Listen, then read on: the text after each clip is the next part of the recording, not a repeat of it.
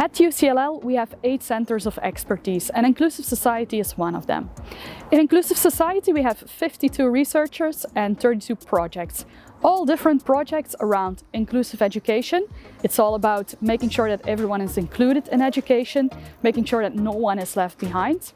We have a second line about sports, where we want to introduce inclusive sports, adaptive sports, and also UDL in physical education. And then we have digital inclusion. It's all about getting a sense of belonging in this post-COVID digital era, where people like seniors or people with a disability are not left out.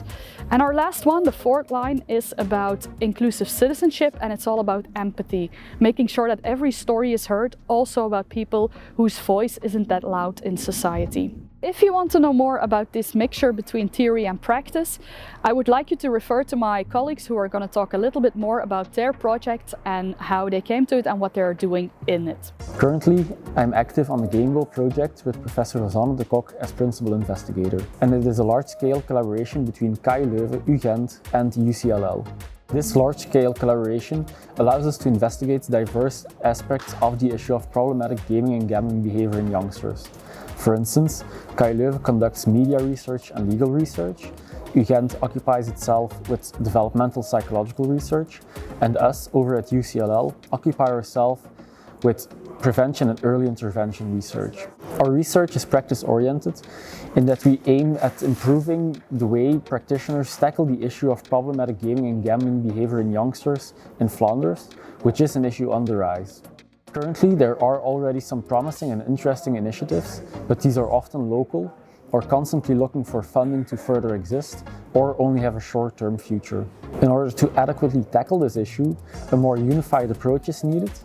This approach could entail, for instance, formulating quality standards for prevention and early intervention efforts, or invest more in a thorough evaluation of these initiatives.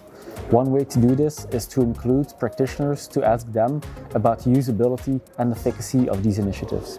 One of the many strong points of our research is that we not only focus on youngsters, but also include their context. It has been suggested that the early signs and symptoms of problematic gaming and gambling behavior are noticeable in the educational and family context, which is why it is important to include and inform teachers and parents.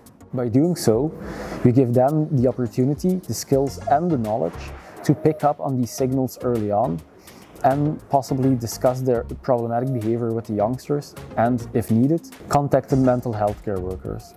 We firmly believe that the Gameball project will improve prevention and early intervention in Flanders, but also make the issue of problematic gaming and gambling behavior better known. Together with my colleague Dima, we're involved in a project called Global Competence in Teacher Education.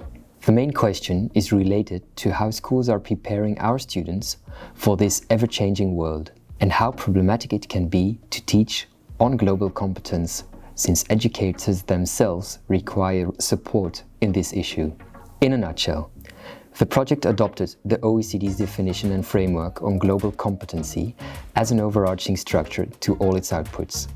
An extensive systematic literature review has been conducted on how global competence is being taught in initial teacher training programs. A network of teacher educators from around the globe has been created, where they worked together during several workshops and tackled issues related to global competence on the micro, meso and macro levels. Together with my colleague Horik, we're working on an Erasmus Plus co-funded project. A flexible teacher training program is in the testing phase through collaborative online international learning partnerships with participants from across Europe and South America. This project has built upon and nourished the existing expertise at UCLL.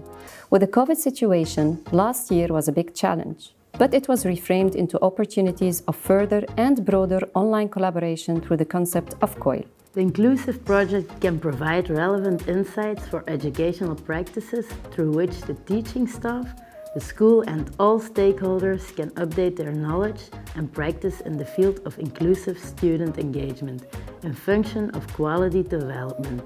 The results of this project, both strategies, also a toolkit, can and will be used by all stakeholders working in professional higher education institutions to improve diversity and inclusion in student engagement systems.